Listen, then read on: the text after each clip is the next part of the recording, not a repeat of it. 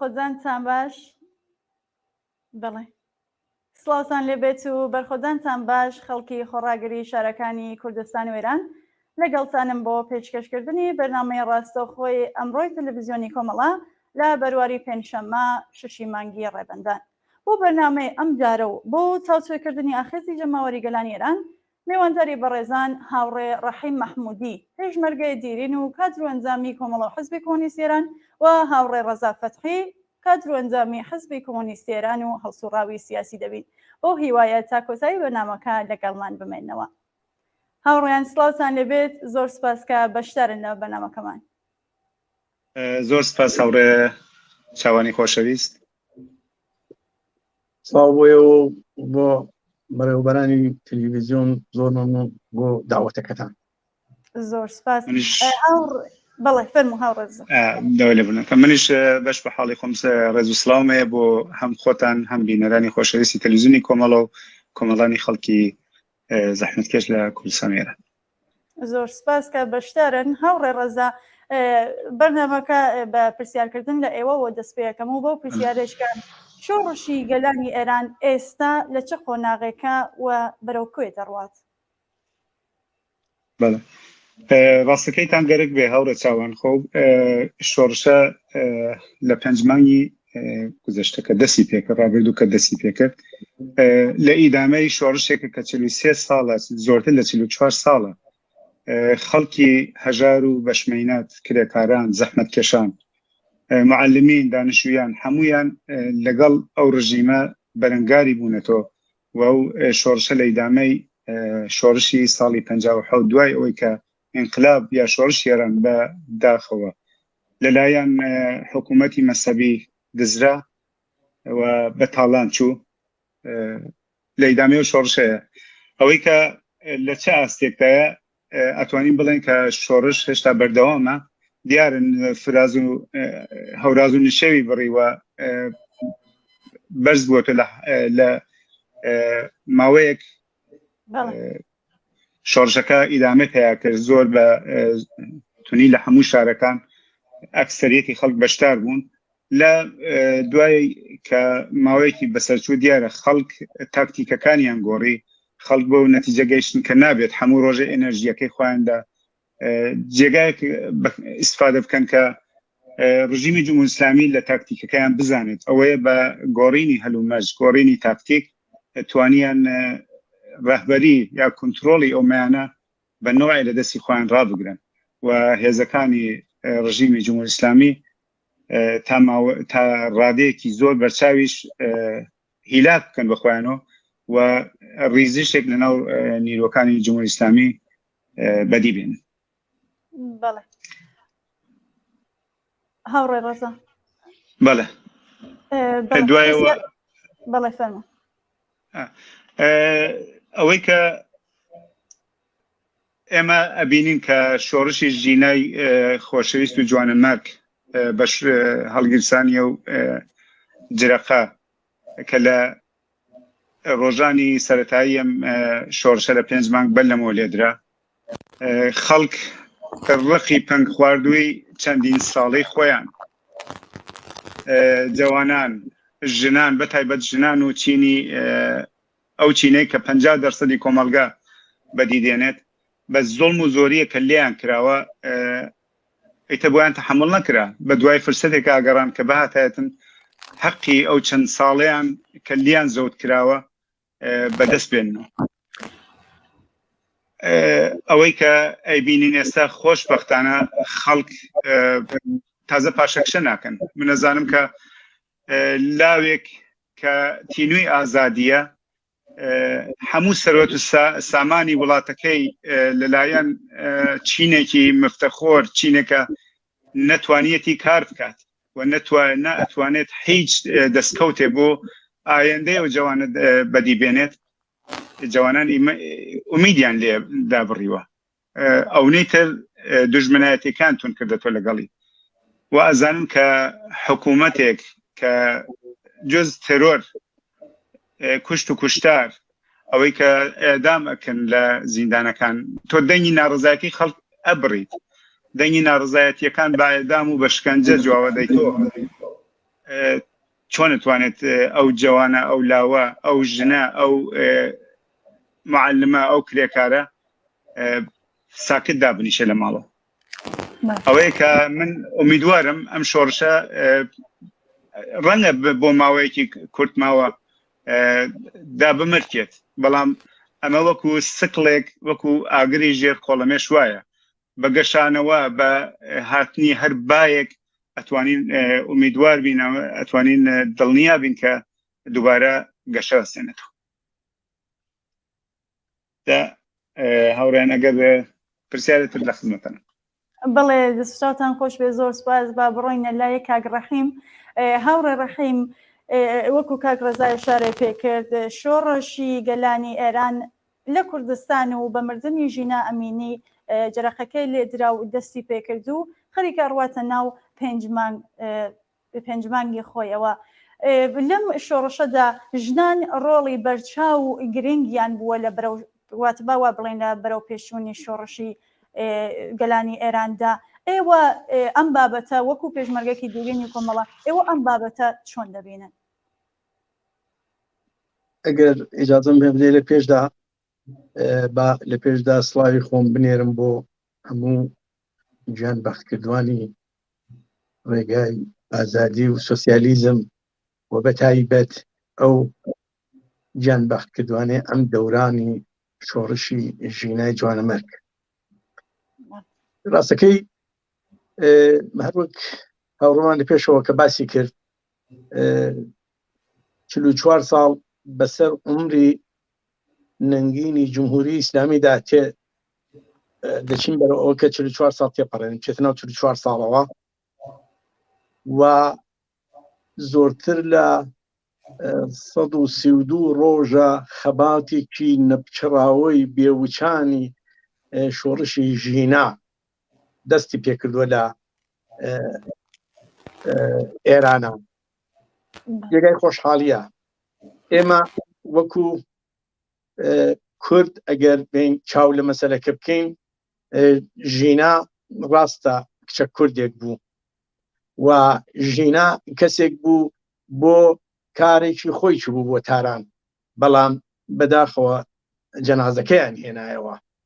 بۆچی؟ بۆ ئەوەی کە وەختێک کە دەکەوێتە دەست جەلادانی جمهوری ئیسلامی متەوەجێ دەبن لەلایەکەوە کچێکە کە کچێکی شۆڕشگێر و قوانینی جمهوری ئیسلامی ئەنێتە ژێر پێ، ئەوە لایەکە و لەلایەکی دیکەوە کچێکی کوردیشە. و هەر ئەو بەوە کە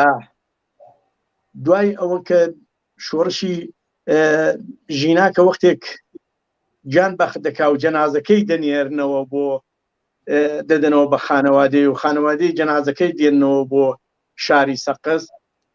جمهوری ئیسلامی دەیەوێت ژینا وەکو هەموو گیان بەختکردوانی دیکەی پێشوو بە بێدەنگ و بێسەدا ژینا بە خاک بسپێرن. بەڵام دیارە خانەوادەی ژینا و خەڵکی شۆڕجێری شاری سەقز ئەوە قبول ناکەن و نایڵن ژینا ببێ دەنگ بچێتەوە ئارامستانی خۆی، بەڵکێ لەگەڵی دەکەون. و لێرەدا شۆڕشی ژینا بۆ فەرقی چیە ئەم شۆڕشە لەگە شۆڕشەکانی دیکی لەگەڵ بەشەکەی دیکەی لە 43 ساڵەوە پێشەوە هەر لە بەدوای ڕوخانی ڕژیمی سەڵتەنەتی و هاتنە سەرکاری جمهوری ئیسلامی هێرشێکی بەربڵاوی کردە ئەم سەر ژنان، چون ژنان نیوەی کۆمەڵن و ئەو نیوەی کۆمەلگایە بە زۆر بنێرێتەوە ماڵەوە. بەڵام دیارە بۆی نەکرا هەر ئەم هێنی بوو بربەرەکانی هەر بوو لەگە ڕژیمدا لە جەریانی دوای 57 و فەرمانی هێرشی خومەینی بۆ سەر کوردستان ژنانی شۆڕشگەر لە ماڵەوەدا نەنیشتن و کچان هاتنە ناو ڕیزی پێشمەرگایەتیەوە و بە تایبەت ڕیزی پێشمەرگایەتی پڕ لە شانازی کۆمەڵەوە و لە دێهاتەکانە خەریکی ڕێخستن و کاری سیاسی و پەیوەند لەگەڵ شارەکانە و ئەمە بووە باعیسەوەی کە ئەم حرەکەتە هەر هات وردە وردە ئەتوانم بڵێم مەسهەبی پاشەکشەی بە مەسهەب کرد بۆ ئەوەڵین بەهار بوو ئەگەر بڵێم لە خاوەنیانەدا ڕەنگە ئێغراقم نەکرد بێ بۆ ئەوەڵین بەهار بوو کە ژن بێتە مزگەوتەوە لە میحرابی مەلا و سخنڕانی بۆ خەڵک بکات و ئەوە بووە باعیسەوەی کە ئەم هێنەی کرد جا شۆڕشی ژینا فەرقێکە شۆڕشی ژینا هەیەی لەگەڵ شۆڕشی ئەمانی دیکەدا ئێمە دوای فەرمانی خومینی بۆ سەر کوردستان خەڵکی کورد بە تەنیا مایەوە تەنیا کەوت و خۆی 43 ساڵ مقاومەتی کرد بە مقاومەتی خۆی و بە جانبەختکرد و فەداکاری خۆی لە بەرابەر ئەم هێرشە گەورەی جمهوری ئیسلامی بۆ سەر کوردستان کردیان بەڵام بە دوای مەرگی ژینای جوانە مەرگا بەڵکێ شۆڕشی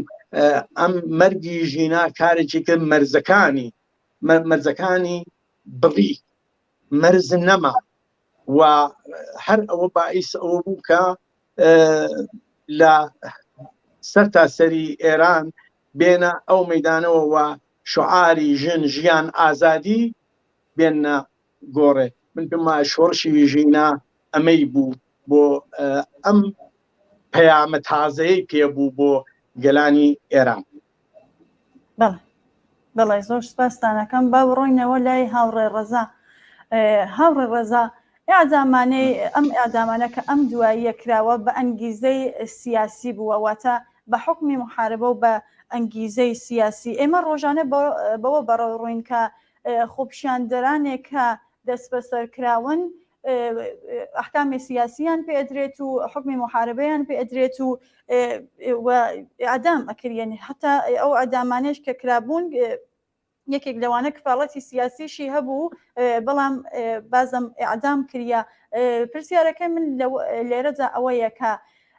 ئەم ئعدامانێکە جمهوری ئیسلامی کردوویەتی لە توولی ئەم ماوە مەبەستمە هەزینێ بۆ جمهوری ئیسلامی چی بووە کە چراغ سەوزێک نەبێت واتە چرای سەوزێک نەبێت بۆ جمهوری ئیسلامی بۆ ئادامەکانی داهاتووی هەر وەکو ئێشارەم پێکرد هەموو ڕۆژێ ئەوە بەرەوڕین کە خۆپیشاندەران بە ئەعدام محکوم دەکرێن. ڕاستەکەیتان گەرک بێ هەورە چاوان لە هەر ڕژیمێکی دیکتاتۆری بە تایبەت ڕژیمێکی دیکتاتۆری وەکو حکوومەتی دینی ئێران هەر جۆرە ناڕزایەتیەک هەر جۆرە دەنگ هەڵبڕینێک بە وەزی مەوجود بە ئەوەی کە ڕازی نەبیت لە ژیان لە کردەوەکانی حکوومەت فەورەن تۆهمەتی سیاسی خراوەتە پاڵت فەورەن زیندانت بۆ بڕاوەتەوە یا لە ناشرینترین حاڵەت لە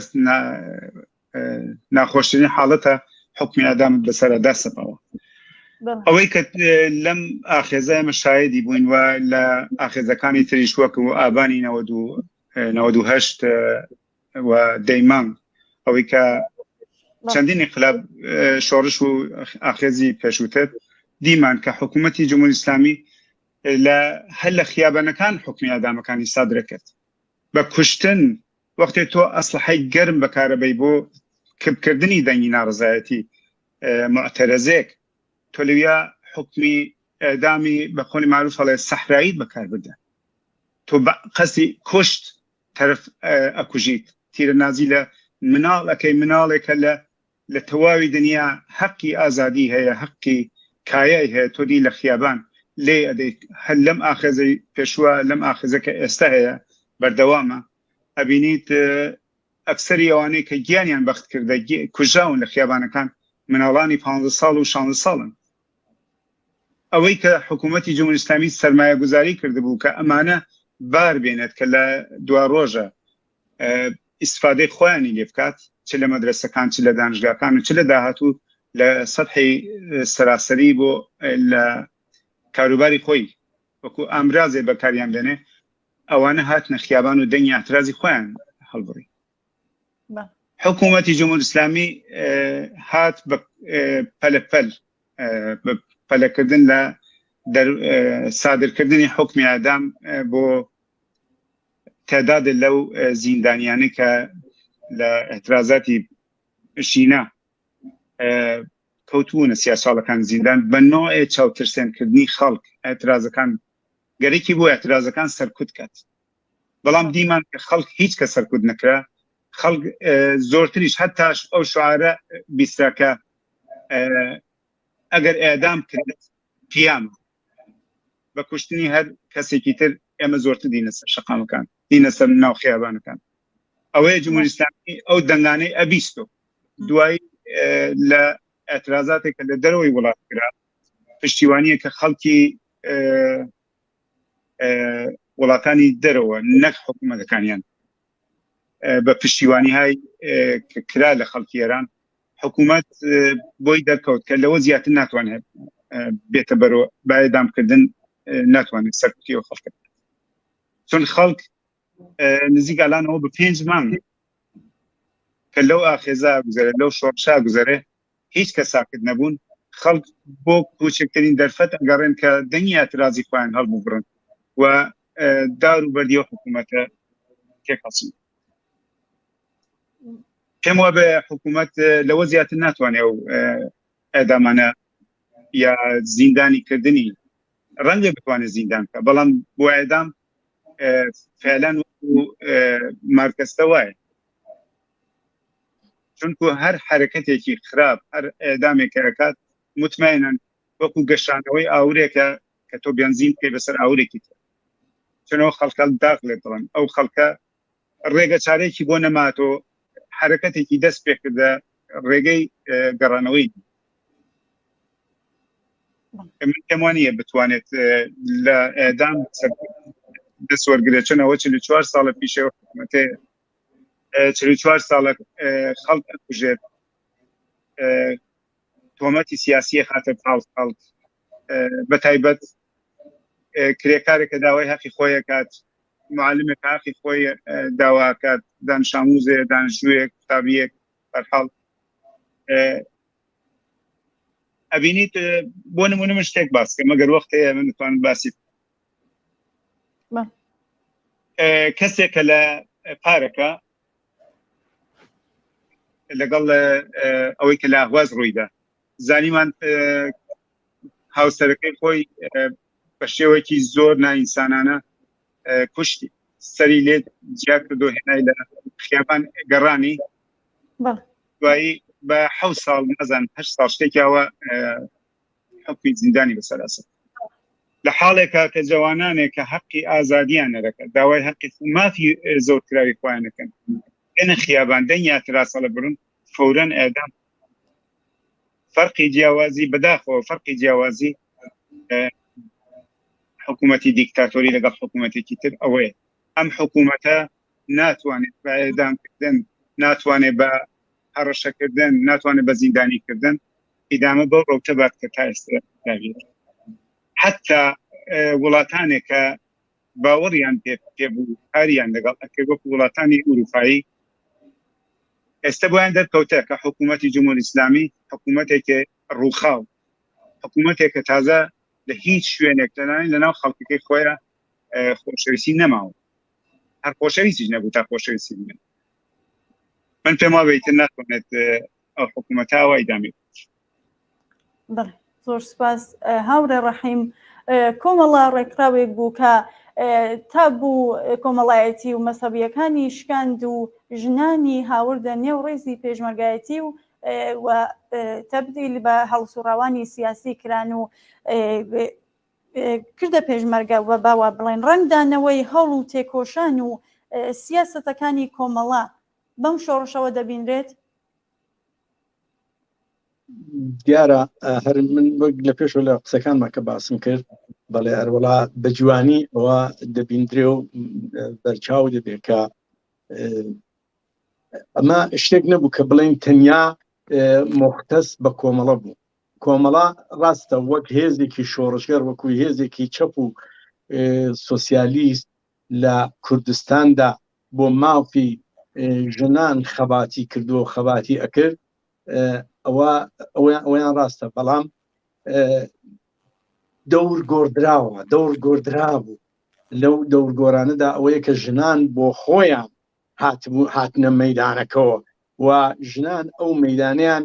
انتخاب کرد کە مەسەلەن ئەگەر تۆ بێ چاو لێ بکەی کە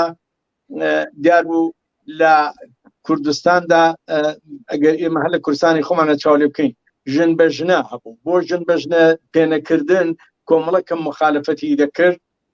بەری لێدەگرتن ژنان چارەی خۆیانیان لەوەدا دەبینیەوە کە بێن مبارزەکەی خۆیان لە سنگەری کۆمەڵەوە بەرابەر بەم نابەرابەریە کە لە جامعەدا دێتە پێشە بکەن و لە لایەکی دیکەوە کە مەزهەب دەیویست مەسەلەن وەکو مفتیزادە و جەماعەتی مفتیزادەوانە کە دەیانویست ژنان دووبارە ئەمانیش هەت بیان چێشنەوە کونجی ماڵەوە و ژنان ببنەوەی نێو ماڵ دیارە بۆ ڕزگاری خۆیان ژنان دیسان ئەویان لە سنگەری کۆمەڵە ئازادی خۆیانیان لە سنگەری کۆمەڵەدا دەبینیەوە و ئەوان هاتنە ناو ئەو سنگەرەوە لەگەڵ شان بەشانی پێشمەرگەی کۆمەڵە ژن و پیا و شان بەشانی یەک بۆ خەباتێکی یەکسانی بۆ خەباتێکی بەرابەری کاریان کرد جا هەر ئەو یەکسانیە کە لەوێەوە کە دەست پێ دەکات دێت ئەمڕۆکە بە شکڵێکی دیکە بە فۆرمێکی تر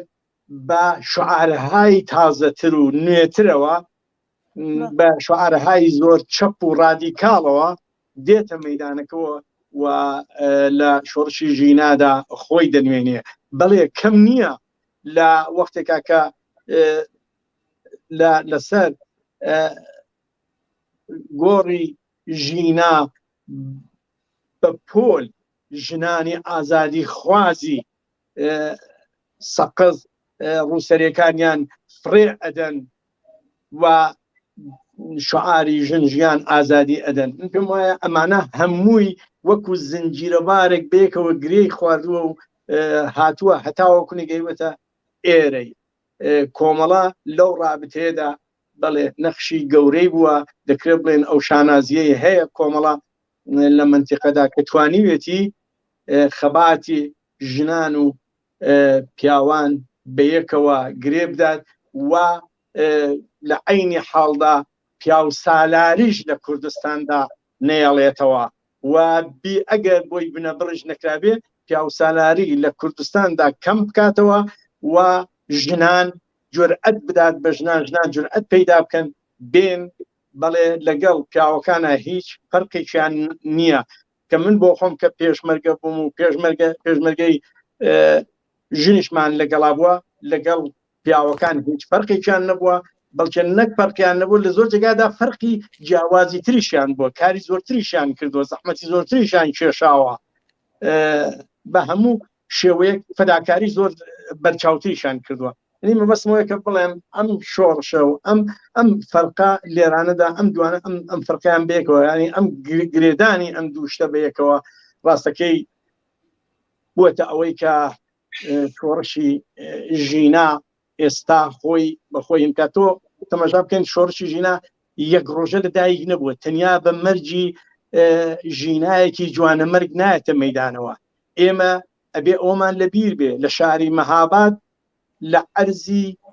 بڵێن چارەگە سەعاتیش ڕەنگە نەکێشابێ من دەڵم چارەگە سەعات بێ ڕەنگە زۆر کەمتر لەوە کەمترێت بە فەرمانی خاڵخاڵی جەلات 59 نەفەر لە گەنجانی داوانی ئێمە ئێدام دەکرێت و شەڕی 24 ڕۆژەی سنە لە شەڕی 24 ڕۆژەی سنەیە ژنان بەڕاستی نەخشی گەورەیان بووە نەخشی گەورەیان نیشان داوە و لەوێنانەدایە کەسی وەکو خانمی باوەفا دێتە مەیدانەوە کەسی وەکو کەعبیەکان دێنە نێو خەباتەکەەوە و هەندەکەن ینی مندومەوەی کە بڵێم سەرتۆپی ئەوینانن حتا تەماشا بکەین ئێمە ئەگەر بین حد لەو کاتانەیشا کە جمهوری ئیسلامی تازە هاتوۆتە سەرکار و خەریکی نابودکردنی ئەم شۆڕشە و بردننی ئەم شۆڕشە بەلایەکی دیکەدایە شەڕ لە تورکمەن سەحرا دەکات و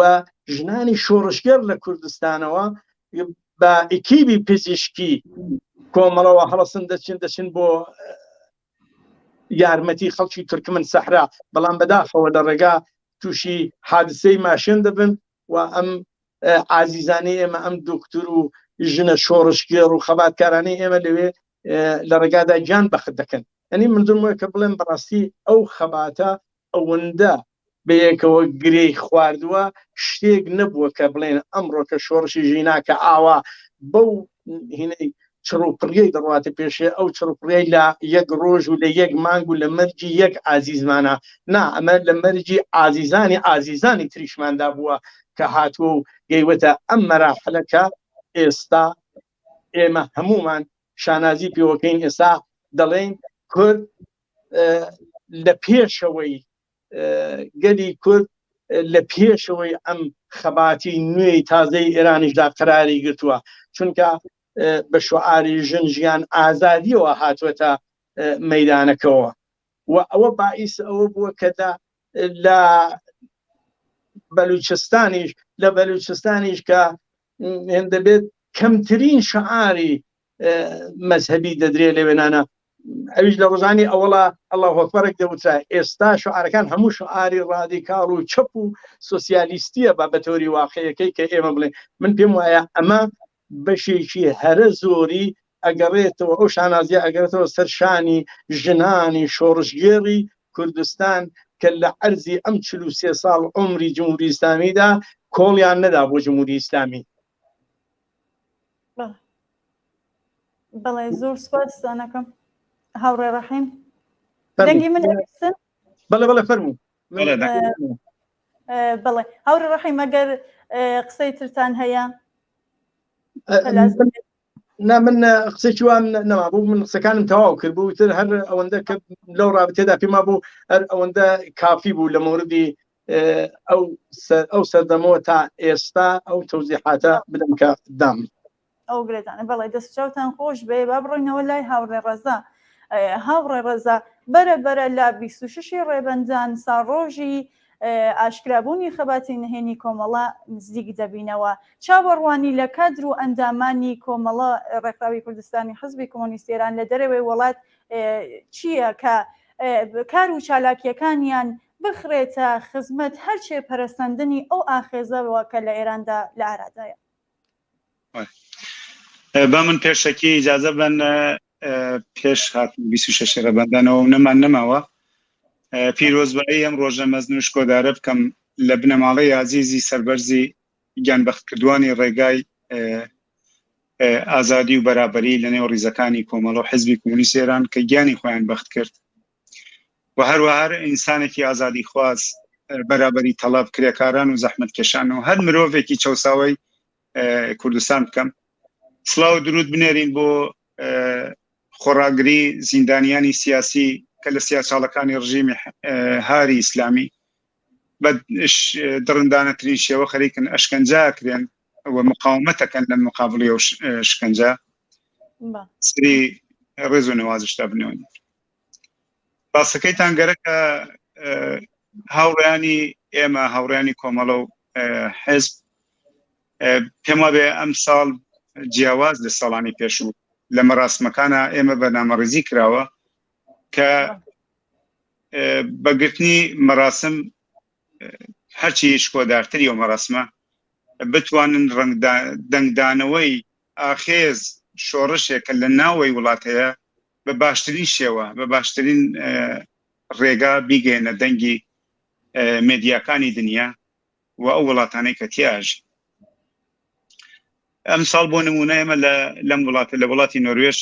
بڕیارمانداوە زۆرتر حاڵەتی کۆنفرانس پێیاکات، زۆرتر حاڵەتی بەنامەی هونەری پێیاکات، شعر و سرودی شۆڕشگێڕانی تا بوترێت، خەڵک بێن دەنگی خۆیان بگەین دەنگی ئەو تێکڵاوی ئەو دەنگەی کەم کە ئێستا لەناوە خەریکە حکوومەتی ئیسلامی هێناتە لەرزە. بڕیار دراوە سنووقایەکی یارمەتی دابدرێت کە یارمەتیە کە خەڵک ئەیکەن با نەچێ بۆ ڕێگەهایەکی تر مەسەرەن ساڵانی پێشوەمە هەرشایەکمان بوو لەوانە سەرفمانە کرد بەڵام ئەم ساڵ تایبەتمەندە ئەم ساڵ ئێمە بێ یارمەتی دەری و بریندارانەی بین کە گیانی خۆیان لەشێ قسمەتێ لە لەشی خۆیان فیدا کردە بۆ گەیشتن بە ئازادی نەک بۆ خۆیان تەنانەت بۆ هاوچارە نووسانی ئەو یارمەتیانە کۆ بکرێتەوە لە ڕێگەی باش بنێرێتە دەست بنەماڵەیە و بریندارانە بنەماڵەیە و کەسانێک کە زیندانیان هەیە دڵگەرمیەک بێ بۆ دایکانەی کە ڕۆڵەکانیان لە مەدرسە دەرکراون لەسەر کار دەرکراون یاوەی کە کرێماڵ یان کرێدوکان ناتوان بە هۆی ئەو مانگرتنانەی کە دەستیان خۆش بێت مانگرتنێکی زۆریان بەڕێوەبرد زۆریان هەیە کە ئێستا بۆ بژێوی ژیانیان داماوە ئێمە توانین یارمەتی دەریان بین لە مەڕەسمەکان یارمەتی کۆ بکەینەوە بۆیان پێم وابێ بەڵێ بفەرمونون هاوڕە ڕێزە دەنگتان تێت بێ باشترین فرسەتیشە دقیقەن هەر لەو کاتاکە ئاخێزەکە هەیە ئینقلابەکە هەیە لە ناوخۆی وڵات ئێمە لێرە چ بە ئاکسیۆندانان چ بۆ مەراسمی ڕۆژی کۆمەڵە فعالانەتر شرکت بکەین ئەگەر لە ژیانی خۆمان لێرە کۆتا بکەین لە کار و ئەرکی خۆمان کۆتاتر بکەینەوە قەی ناکە باو حەزینەیە کە هەیە ئێمە توانین جبرانی بکەینەوە با دایبنین بۆ کۆمەک بە یارمەتیدان بە بەرەوپێچوونی ئەو شۆڕشەکە ئێستا خەڵک ڕوبەڕووە لەسەری مشکلاتی بۆ ساز بووە و ئێمە یارمەتیدان بتوانین پشتیوانێکی باش بین بووە بەڵێ هاوڕێزەمان بەستان تەشکیلی سندوقی ماڵی بووە بۆ کۆمەکردن بە برینداران دەست بە سەرکراوانی و ئەوانەیە کە گیانیان بەخت کردووە بەڵێ ئێمە ئەم ساڵ تەسمیمان گرتووە لە بەشی بلیت و ئەنا هەموو کەس بتوانێت بێ بەشدار بێت ئەسڵەن هاتنەوە بۆ هەموو کەسی ئازادە لە پەنایەوە ئێمە بنامەی سرود شعر و سیمینار سیاسی هەیە یا گفتمانی سیاسی هەیە سنۆخایەک دانراوە بۆ یارمەتی ماڵی ئەوەی کە ئەو یارمەتیانە بگەندرێ هەرەوە جۆرەکە باسم کرد بگەندرێت دەست ئەو کەسانێک کە واقعان ئێستا پێویستیان پێێت بەڵێ دەستشاتان خۆش بێ هاوڕێ ڕەحیم پێم خۆشە ڕای بەڕێزیشتان بزانین لەبارەی ئەو هەری پرسیارەکەی کاگڕەزاوەکە لە ڕۆژی 26 ڕێبەندان خەریکێن نزیک دەبینەوە کار و چالاکیەکانی کۆمەڵە و حزبی کۆمۆنیستی ئێران ئەندامانی کۆمەڵە و حزبی کۆمۆنیستی ئێران لە دەرەوەی وڵات چاوەڕوانی لێیان چیەکە کارەکانیان چالاکیەکانیان بخرێتە خزمەتی هەرچی پەرستاندنی ئەو ئاکە لە ئێنا 5 مانگە بەردەوامە بەڵێ پێشم وایە کە هەر ئەو وەزەتی کە هەورە ڕەزا باسی کرد کە هینەیە دیارەمە بەرنامەیەکی سەرتاسەریە لە ئەوروپا و ئەمریکا بۆ ڕێزلێنان لە ڕۆژی 26 ڕێبەندان ڕۆژی ئاشکرابوونی ئەلەمی کۆمەڵە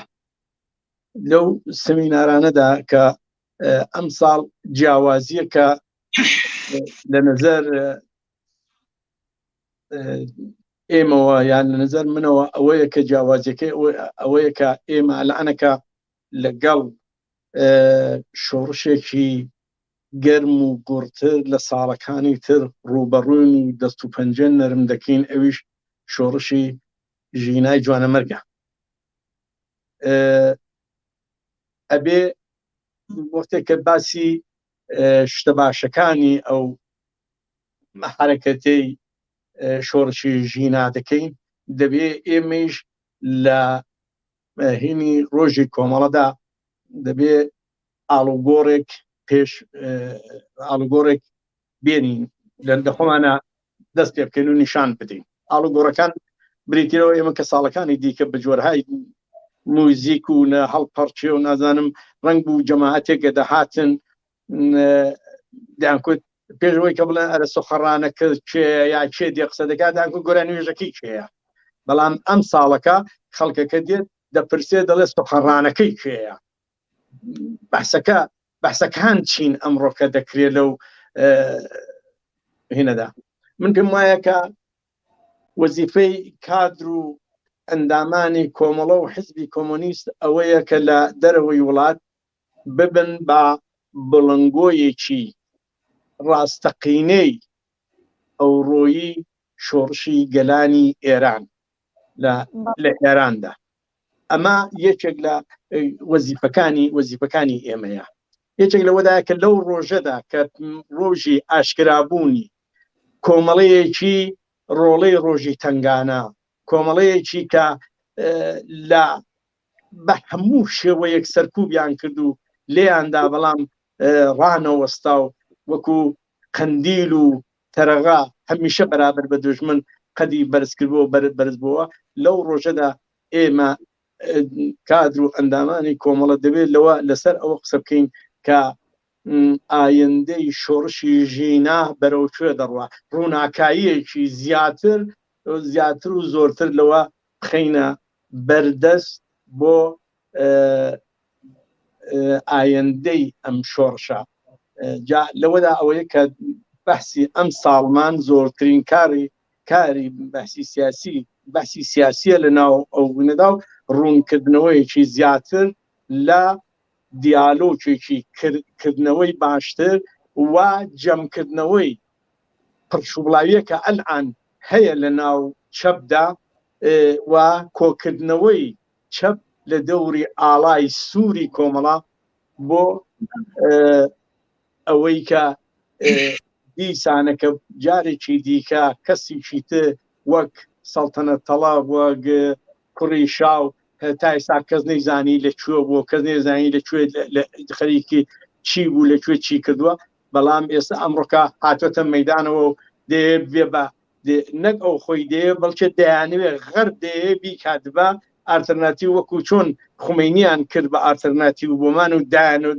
دایانە بەسەمان بێنەوە بەسەمان. بەڵکە دەبێت ئەم جارە چەپی ئەم جارە و کۆمەڵە کە ئەو سەردەم ساوا بوو، کادرەکانی گەنج بوون، بێ کەم تەجروبە بوون، کەم ئەزمون بوون کادرەکانی. بەڵام ئێستا کۆمەڵە 43 ساڵ خەباتێکی بێوچانی پشتی سەرە، کادرەکانی ئابدیدەترە، تواناترە، باقدرەتترە و دەتوانێت و دەبێ ببێ بە قەڵایەک بێ بە سەنگەرێک بۆ ئایندەی چەپ لە ئێران و کوردستاندا. بەڵێ زۆر سپاسدانەکەم. هاوڕێ ڕەحیم بە ئەو پرسیارەشتان لێ بکەم کە کار و چالاکیەکانی پەنابەرانی سیاسی کورد و ئێرانی بۆ بە تیرۆریست ناساندنی کۆماری ئیسلامی چۆن دەبینن؟ ئەگەر ئەوەشمان بۆ باسکەن. وەڵاهی من ئەوم پێم وایە شتێکی وەزیفەی هەر پەنابەرێکی ئێرانی، یعنی کەسێکە لە ئێرانەوە هاتۆ بۆ ئێرە دەبێت لە خۆی پرسیارکە من بۆ پەنابەرم. پەنابەریەکەم کێ بە منی دروست کردووە؟ ئایا خۆم پەنابەر بووم یا پەنابەریان کردووم؟ دیارە ئێمە مەزورم ئەوەیە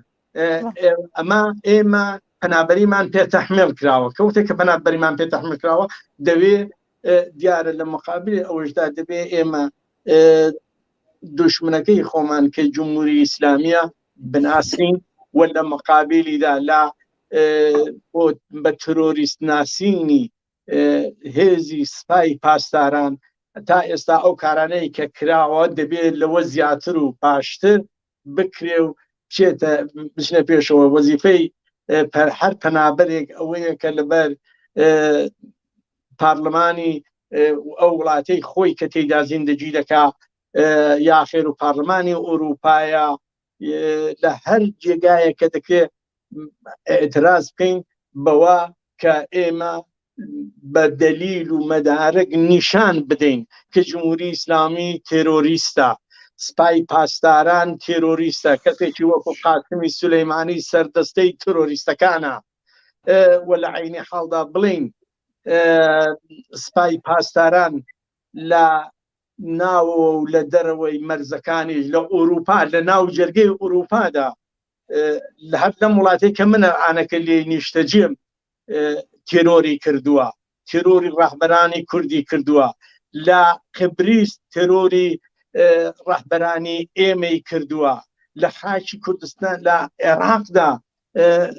ڕاهبەرانی ئێمەیان تێرۆر کردووە، یعنی هەموو ئەمانە مەدارچێکن کە دال بەر ئەوەیە کە سپای پاسدارانی هێزێکی تێرۆریستیە بڵێن سپای پاسداران کاری چێ لە یەمەن، سپای پاسداران کاری چییە لە لوبناان، سپای پاسداران کاری چییە لە غەزا، بەڵکێگە کاری تیرۆر و تێرۆریستی نەبێ. وەزیفەیە هەر ئینسانێکی پەنابەری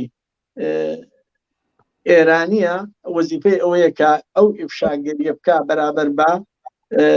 جمهوری ئیسلامی و هێزە سەرکوتگەرەکەی کە دەبێتە سپای پاسداران لە منتیقەدا. هەوڕە ڕەزا ئەگەر ئێوەیش لەم بارەوە قسەکتان هەیە سەبارەت بەکار و چالاکیەکانی پەنابەرانی سیاسی بۆ بە تێروریست ناساندنی کۆماری ئیسلامی. هاوڕێ چاوان هەروەکە زانین تعدادێکی زۆر لە خەڵکی ئێران و کوردستان ئێستا لە دەروەوەی وڵات نیشتەجێن طبقی و ئامارەی کە من هەروە چاوم لێ کرد نزیک بە 6 ملیۆن تا 7 ملیۆن ئێرانی بە کورد و فارس و غیرە ملیەتەکانی تر لە دەروەوەی وڵات بەهۆی زەخت و زۆرێکە لەلایەن حکوومەتی جمهوری ئیسلامی بەسەریان دات سەپیوە مەجبور بوون لانە و ماڵ و حاڵی خۆیان بەجێ بێڵن و هەر یەک لە وڵاتێ نیشتەجێ بن. من پێم وایە باشترین کارێک کە هەر کەسێک هەر پەنابەرێک کە ئێستا هین وایە لێرە زیاتر لە 35 ساڵە هەیە هین وایە 2 ساڵ هاتووە هین وایە چەند مدەتێکی کەمە لە هەر ئاکسیۆنێک کە ئاگیریە لە هەر خۆپیشاندانێک کە ئەکرێت بەشدار بێت بتوانن شعار و گفتم ئەو وتارانەی کە لە ناو سیمینارەکان لە ناو ئاکسیۆنەکان لە ناو خۆپیشاندانەکان ئەکرێت بە زوانی ئەو وڵاتە تەرجمە کرێتەوە و بە زوانی ئەو وڵاتە کە لێی نیشتەجێن ڕوو بە پارلمانی وڵاتە ڕوو بە نوێنەرانی پارلمانی وڵاتە مێدیای ئەو وڵاتە خەڵکی ئازادی خواز و بەرابەری تەڵەب و حەقخواز لە هەموو شوێنێک هەیە لەم وڵاتانە دەنگی ئەو خەڵکە لە ناوەی ئێران بگەێنە گوێی کاربەدەستان و خەڵکی شۆڕژگەر و خەڵکی ئازادی خواز لە سەراسەری دنیا. بۆ نمونەی هەرەباشی ئەو شتاوەیە کە ئێستا لە شەڕێکی ئێرتجاعی کە لە ئوکراین خەریکە بەڕێوەچێ ئەبینین کە درۆنەکانی سپای پاسداران کە دروستی کردە بە سەرمایە ئەو وڵاتە لە پوڵی کرێکارە زەحمەتکێش مناڵی فەقیر و هەژارێکە ئەبووە ئیسفادەی لێ بکردایە بۆ دروستکردنی مەدرسە بۆ دابینکردنی بیمارستان کە مەجبور نەبن بۆ نمونە خەڵکی هەژار لە زاهێدان لە بەلوچستان مناڵ ڕۆژانە هەیە دەنگی ئەوە خبەری وابیستی کە مناڵان لە بۆ هێنانی ئاو لە کەون ناو چاڵئاوەکان کە لەوێ حتا حیوان ببورێنەوە قساکەم حیوان حازنیە و ئاوخواتۆ خەڵک مەجبورن بچن لەوە ئیسفادەکەن بۆ ئاو خواردن بۆ چێشلێنان بۆ ئیسفادەی تر بێداشتی خۆیان کە خبەری مەرگیانە بیسی دەی ئەو سەرمایە لەکوێ ئیسفادا کرێت ئەو سەرمایە هەر جۆرێک کە کاگڕەحیم ئیشارە پێکرد تەرخانە کرێ بۆ تەروریستەکان لە لوبنان لە یەمەن لە عێراق لە سووریا لە فلەستین و حتا شمالی ئەفریقاش لە زۆر یەک لە وڵاتانی ئەفریقا بینە بۆ پەرەپێدانی شیعەگەری و مەسەبی خۆیان ئەوەی کە دوایی ئیسفادەیان لێ بکەن مزگەوت و بارەگا و هینیان بۆیان دروست کردەوە لە حاڵێکە خەڵک نانی نییە لە ئێران بیخوات لە عێراقا سەرفی گروهایەکی زۆر تەروریست دەکرێت کە ماڵ و حاڵی خەڵکیان تێکدا لە سووریە هەروە ئیتر لەوە باشترەوەی کە ئێمە کە لە وڵاتانە ئاژین ئەبێ حتمما ئەوەی کە فعالین فعالتر بینەوە لەبەر سەفارەتەکان کارێ بکەین ئەم وڵاتانە سەفارەتەکانی جمهوری ئیسلامی وەکو بنکەی تەرۆر ناوی بەرین معرفی کەین کامانە جز کاری تەرۆر و جاسوسی هیچ چێکی تر نییە لێرە کاری کۆنسولی ناکەن ئەوانەی کە لەوێن فەرماندانی سوپای پاسداران فەرماندانی بەسیجن ئیتلاعاتین خۆ نمونەشمان زۆرە هەرەوەی نووری کە لە سۆوێت گیراوە ئەو نمونە هەر بەرچاوەکەیەتی بۆ کاری قەیزەوەن و تەرۆر ئەنێریەن ماموریەتیان پێدرێت بنکەی جاسوسی دروستکەن لەم وڵات و ئەو وڵات بە ناوی دانیشتوو لەم وڵاتانە بیان نێرن بۆ کاری جاسوسی و دزینی ئیتلاعاتی فەنی لە دانشگاکان نمونەمان هەیە هەر لەم وڵاتەکە من هەم چەند ساڵ بە لەمە دوودان و دانیشتووی ئێرانی گیرا کە ئیتلاعاتی فەنیە و دانشگایان بە کۆمەکی ئەساتیدی هەرە و دانشگا بە پۆڵ گەرەکیان و ئەو ئیتلاعاتە مەسایلی ئەتۆمی و بیبێنە دەرەوە کە پۆلیسی مەخفیە وڵاتە دەستی کرد بەسەر و کاریانە بە نەزەر من حتا ئێمە فعالتر بین ئەوان لە مەنگەنە قەرارین هەتا ئێمە فعالتر بین و بە زوانی ئەم وڵاتە دەنگی ئەو خەڵکە بگەێنینە گوێی پارلمانتاران دەنگی ئەحزابی چەپ و متەرەقی لە وڵاتانە هێشتا کەم کارمان کردە هیوای سەرکەوتنمان هەیە بۆ ئەو خەڵکە هەژار و زەحمەتکێشە کە واقعان بە دەستی خاڵی سنگی خۆیان کردوێتە قەڵغانی گولەی حکوومەتی هاری ئیسلامی. بەڵێ زۆر سپاس کاک ڕەزا. کاک ڕەحیم هەر وەکو کاک ڕەزاش ئشارەی پێ کرد تا چەند پێویستە پەرە بە چالاکیەکانی لە دەرەوەی وڵات بدرێت هەر وەکو دەزانن شۆڕژ لە ئێران 5 مانگە بەردەوامە و شەقام چۆڵ نەکراوە هەموو ڕۆژێک لە گۆشە و کەنارێک بە بۆنەیەکەوە کۆبوونەوەکان کۆبوونەوە ئەبێت تا چەند پێویستە و تا چەند گرنگە هەم بۆ ڕۆحیاتی خەڵک هەم بۆ گرنگیەکە لە حەزی گرنگیەکەەوە مەبەستمە درێژە بە کار و چالاکیەکان لە دەرەوەی وڵات بدرێت. وڵام با من شتێکت ئەرزکەم زانین وەک ئەوە وایە کە لە شەودا تۆ بڕۆی لە جێگایەکی سات سەرمایەک لێدا بەڵام لە بەرە خۆرکەوتنات کرد لە پێمگاتیا دایقان ئێمە ئاوا بووین کە وەختێک خۆرەکە ئاهات خۆمانەدا بەرخۆرەکەوت چین و تۆژێکمان تێهات وردە و دەجموجۆڵە کەوتە بەدەنمان و دووبارە ئینیژیمان دەگرتەوە مەبەستمەوەیە کە بڵێم حتا شۆڕش لە ناوە چونکە کاری شۆڕشی ژینا یەکسەرەکردنەوەی کاری شۆڕشی ژینا لەگەڵ جمهوری ئیسلامی لە ناوەوەیە بەڵام لە دەرەوەی وڵات دەتوانێت بڵینگۆیەکی ئەو شۆڕشە بێ و بوویشە و تا ئێستایش بە هیچ جۆرێک نەوەستاوەتەوە مرەتەب ئەم ئاکسیۆنەکان بەرقەرارە لەو شارەی کە من هانوفێر شمالی ئەڵمانە هەموو هەفتەیەک شەمانە سعاتی 12 تا 12:30 ئاکسیۆن دەست پێکە تا 4 و 5 ئێوارە لەمە مردومەوەیە کە لێرەش خەبات نەوەستاوەتەوە دیارە مرەتەب لێرەش دەبێ ئێمە هەر ئامادە و ئامادەتر و زیاتریش بۆ کارەکان چینە پێشەوە بۆ یەکخستنی ئەم دوو کاناڵە بە یەکەوە گرەی بدەینەوە هەم ناوە لەگەڵ دەرەوە ینی ئێمە پشتیوانی ئەوان بڵنگۆی دەنگی ئەوان بین یارمەتیدەری مادی و معنەوی ئەوان بین لە دەرەوەی وڵات هەم ئەوە لایەکی دیکە ئەوەیە کە ئەوانن لەوێەوە ئەو تین و تەوژمە بە تەوری واقعەکەی بە ئێمە ئەدەن من تەجروبەیم کردە لەم چەند ساڵاکە بۆ خۆم لە دەرەوەی وڵات بووم بە مەحزی ئەوەی کە لە ناوەوە حرەکەتێک بووە لێرە جم و جۆڵ کەوتوێتە گیانی خەڵک جوڵاوە کە شۆڕش لەوێ پاشەکشەی کردووە کشاوەتەوە سارد بووەتەوە تۆزێک لێرەش ئەو ساردی و مات و ماتەمینیە بەسەریدا زاڵ بووە بەڵام بەخۆشیەوە ئەتوانم ئەوە بڵێم شۆڕشی ژینا ڕاستە وەکو ڕۆژەکانی ئەوڵی ئاوا بەو تند و تیژێنە بەڵام ڕۆژ بە ڕۆژ لەوانە بڵێم سەعات بە سەعاتیش شۆڕشی ژینا لە ناوە خەریکە تاکتیکەکانی خۆی دەگۆڕێ تاکتیکی نوێ و تازە دێنێتە پێشێ و و بەرابەر بە دوژمن سەنگەربەندیەکانی خۆی مشخص دەکاتەوە، سەفبەندیەکانی خۆی مشخصتر دەکاتەوە، شعارەکانی خۆی رادیکالتر دەکات. دقیقاً لێرەش هەر عینەن ئەوەیە کە ئەم وەزعیەتە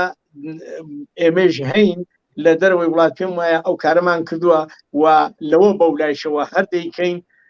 هەر زیاتر دەچینە پێشە هەتا ئەوەی کە کارمان لەگەڵ جمهوری ئیسلامی یەکسەرە دەکەینەوە، چون ئێمە ڕێگایکی دوور و درێژمان لەبەرە. بەڕاستی با پێت بڵم من 43 ساڵەوە پێش لەگەڵ ڕفیقی هاسەمەکەمان بە پێکەنینێکەوە بەرفەرکەم وتمەوە شاڕۆی و ئیتر ئێمە بۆ خۆمەدا حەسێنەوە وتی ئەرێ حەسێنەوە ڕاوەستە ڕێگایکی دوور و درێژمان لەبەرە. ئەوە 43 ساڵە ئەو گیانی بەخت کردووە. من هەر هەڵدەم بە دوایدا هەر پێی ناگەم. یعنی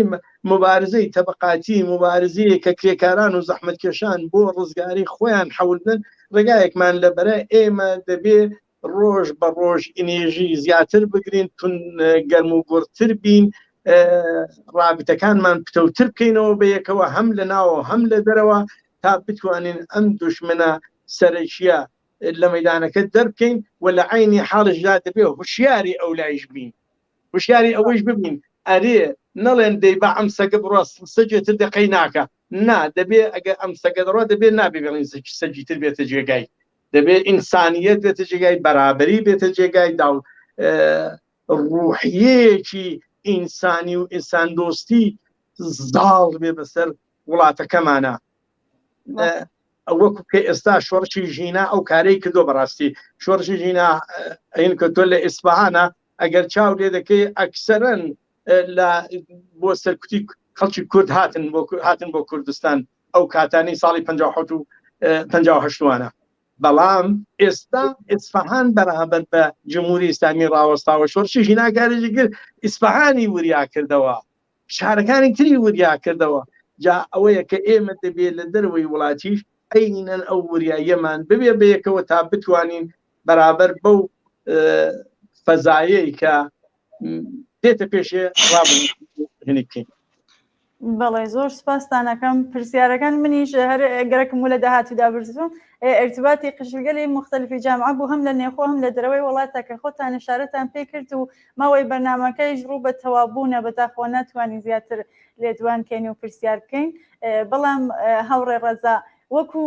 دوا قسەتان یا شتێکە لە توولی بەرنامەکەی شارەتان پێ نەکردووە، شتێک ڕوو بە خەڵک بفەرمۆ. ڕاستەکەیتان گەرەک بێ من پێم خۆش بوو یەک شت باسکەم، ئەویشەوەیە خەڵکی قارەمان و شۆڕشگێر لە ئێران و لە کوردستان ڕاهبەرانی ئەسڵی خۆیان دۆزیوەتەوە. ڕاهبەرانی ئەو خەڵکە ئەوانن کە ئێستا لە سەر شەقامەکان خەریکن بە دەستی خاڵی لە مقابلی هارترین حکوومەتی سەردەم مبارزاکە. لە ئەو ڕاهبەرانە ئەوانن کە لە زیندانەکانە خەریکن مقاومەتەکەن. ئەو ڕاهبەرانە ئەو ژنە لە خۆبردوو ئازا و زیرەکانن کە خەریکن ڕۆژانە لە مەدرسەکان لە دانشگاکان بە دەنگی دلێری خۆیان شعاری ژن ژیان ئازادی و بەرابەری و حکوومەتی شۆڕایی دووفاتەکەنەوە. ئەو کەسانن کە خەریکن لە قاوان ئالترناتیڤ سازیە کە ئێستا کۆتتە ڕێگا وەکاڵەت داین و وەلایەت و وەکاڵەت هەر یەکێکن، هەر دوو ڕووی ئەو سکەن بە قۆلی فارسی. خەڵک فریو ناخۆن، خەڵک تێگەیشون ئەو خەڵکەی پێشووتر نەماوە. ئێستا تۆ بڕۆ هەر لە دوورترین دێهاتی هەر کوێ ئێران تمشاکەی 10 دانە لیسانس و فۆقە لیسانسی تایە. لە سیاسەتا زۆر تێگەیشتوترە، خەڵک کراوەترە، زۆر ڕەهبەرانێکی مەیدانین بۆ خۆیان. هەر تۆ نمونە تمشاب کە بزانە وەختێک کە کەسێک بە خاک ئەسپێریە لەو یان بەخت کردوانە، تۆ بزانە خانەوادەکەی چ دایک چ باوک چ برا چ سوخانڕانیەکەکە بۆ خەڵکە. واقعان دڵگەم کنەندەیە، هەر یەکێک هەزاران ڕەهبەرە بۆ خەڵکی تر. هیوادارم ئەو شۆڕشە بە سەرکەوتن بگات، هیوادارم ئەو حکوومەتە بەدەستی خودی ئەو خەڵکە لە خاک بنرێت. سپاس بۆ ئێوەش. زۆر سپاسانەکەم هاوڕە ڕەحیم. ئێوە شتێک لە توولی بەرنامەکە کە لازم بوێت ئشارەتان پێ نەکردووە بڵێن یا شتێکە ڕوو بە خەڵک. وڵایی من خۆم لەوە زۆر بەکەم دەبزانم کە بەڕاستی ڕوو بە خەڵک من قسەیەک بڵێم فقط دەتوانم لێرەوە پێیان بڵێم من وەکو کوڕێکیان وەکو کەسێکیان هەمیشە لەبیر من هەمیشە لە بیریانم و ئارەزووی سەرکەوتن بۆ ئێوە و بۆ هەموو هاوڕێیان و بۆ ئایندەی ئەم جنبشەی ژین. بەڵێ هاوڕێ ڕەحیم پەیوەندیەکەتان بەرقەرار بفەرموون. ئەرزم کردی من خۆم لەو سەد حساب ڕاستی هین ناکەم حساب ناکەم کە من لێرەوە ڕێنیشاندەر بم بۆ خەڵکی ناوەوە زۆر لەوە وریاترن زۆر لەوە شۆڕژارترن و ئەوانن واقعاً خەریکن ڕاهبەری ئێمە دەکەن. من خۆم بە ڕاهبەر نازانم خۆم باهینیەوان نازانم بە ڕاهنمودێکیشم نییە چونکە ئەوانن هەموو شتەکانی خوانیان بە شێوەی چاک و جوان و ئەحسەن کردو بردوانەتە پێشێ دەستخۆشییان لێ دەکەم بە هیوای ئەوەم لەوە باشتر و باشتر بچنە پێشەوە. زۆر سپاستانەکەم. جارێکی تر سپاس بۆ هاوڕێیان کە بەشدار بوون لە نێو بەرنامەکەمانە هاوڕێ ڕەزا و هاوڕێ ڕەحیمی ئازیز. سپاس بۆ تۆش دەستان خۆش بێت. زۆر سپاس. بەڵێ ئازیزان و بینەرانی خۆشەویست بەم شێوەیە هاتینە کۆتایی بەنامەی ڕاستەوخۆی ئەم شەوی تەلەڤیزیۆنی کۆمەڵا. زۆر سپاس کە تا ئێستا بینەرمان بوون بە هیوای ئاسۆیکی گەشت.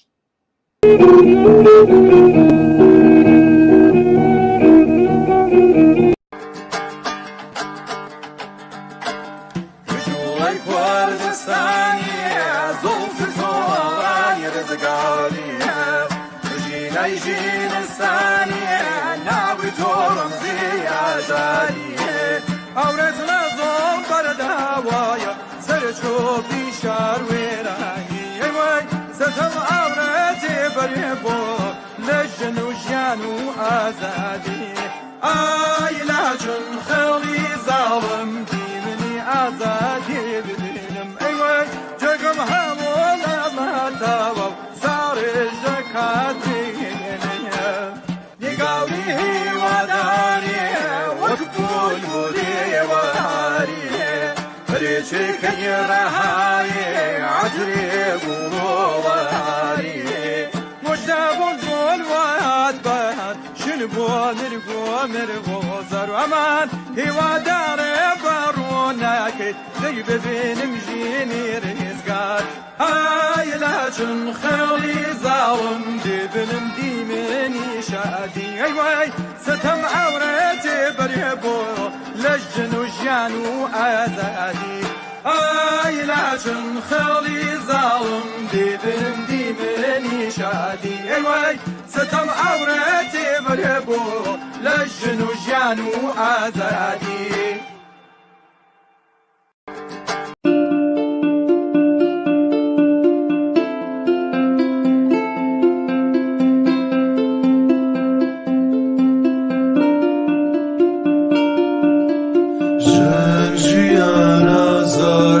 ژن ژیان ئازادی چیرۆکی بە جوانی پڕە لە جوانیانی بەرەنگار بوونە بۆ بە تارمایی. ژن ژیان ئازادی واتای پێشەنگی لە ڕووناکی ناترسی و بێباکی. ژن ژیان ئازادی ئیرادەیە فەلسەفەکەی پڕ لە هێزە ئەندێشەکەی. ژن ژیان ئازادی ئاسۆیەکی ڕوونە بۆ وڵاتم ڕۆژ بە ڕۆژەی کەین بەر بڵاوتر. ژن ژیان